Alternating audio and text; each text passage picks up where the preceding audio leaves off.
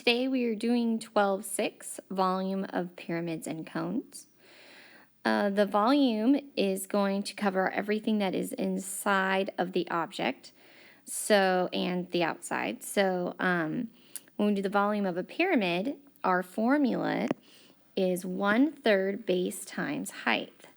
So here's our base, and in this particular pyramid, we have a rectangular base. So our base is going to be length times width.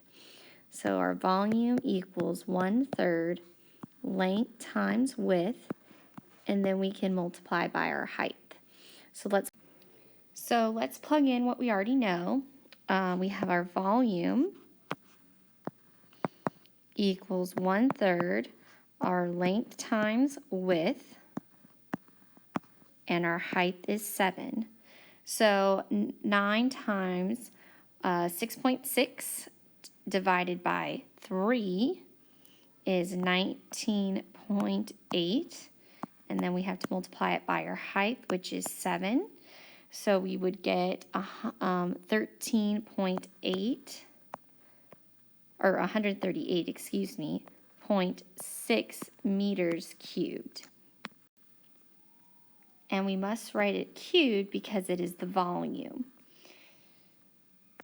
Let's look at our next example. This is the volume of a triangular pyramid. So again, our formula is 1/3 base times height. This time we have a triangular base, so our formula is going to be the area of a triangle on the bottom, which is 1/2 length times width here, or base times height, excuse me. So let's plug in what we know. We have the volume equaling 1/3. Again, the base, so the base is the 3.8 times the height of the triangle, which is 5. And you will divide that by 2. So let me point to you where that is. We're looking at the base of this pyramid. So we have the base is 3.8, and the height of that base is 5 yards. So we have base times height divided by 2. That's for this base in the formula. And then you have to go ahead and multiply it by the height of your pyramid, which we're seeing is 10. And if you notice, for your height, it's from here to the middle. It's not one of these side lengths. That's not how high your pyramid is. It's from here to here. So how tall is it? So you must have a right angle. So when we go ahead and do this, I would go ahead and find what's inside the parentheses first. So I would do 3.8 times 5 divided by 2, and I would get 9.5. And I would multiply that by 1/3, and you also need to multiply it by 10. So 1/3 times 9.5 times 10, you get a volume of 31.67 yards cubed. And again, it's cubed because we're talking about volume.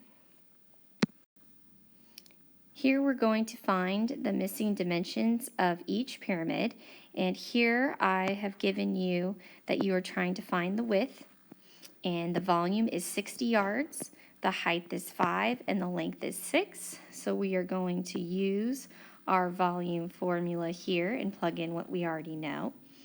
So I'm going to have my volume equaling 1/3 the base, so that's going to be our 6 times W, because we don't know the width, times the height, which is 5. So we have our length times width inside for our base. So when I multiply 1/3 times 6 times 5, I end up getting 10. So and I know what my volume is, so I should plug that in. So 60 was my volume, equaling 10 W's. And so now I can solve for W by itself, and I will divide both sides by 10.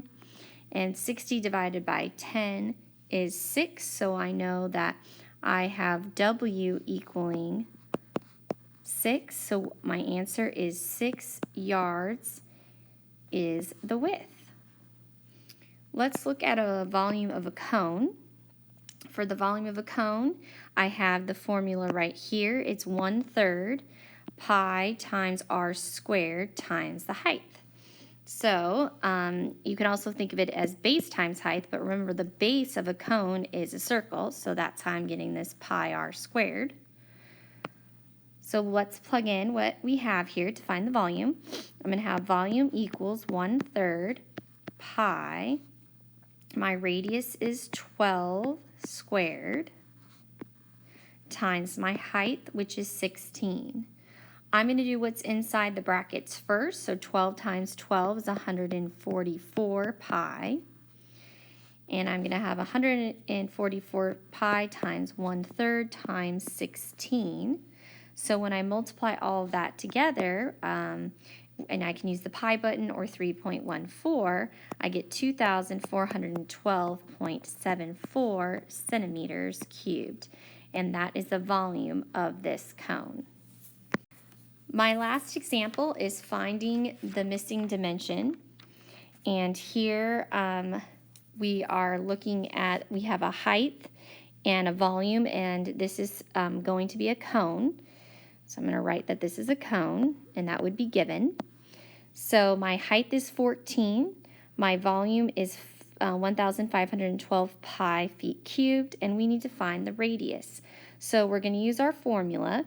And so the volume is 1,512 pi, and I'm going to equals 1/3 pi. My radius, we do not know, squared times the height, which is 14. So I plugged in everything I know into my formula right here. And so now I need to get r by itself because it wants me to find the radius. So when I do this, the first thing I'm going to do is multiply 1/3 times 14. So I'm going to have 1512 pi equals 1/3 times 14 is 4.67 pi r squared. Now I'm going to divide by 4.67 to the other side.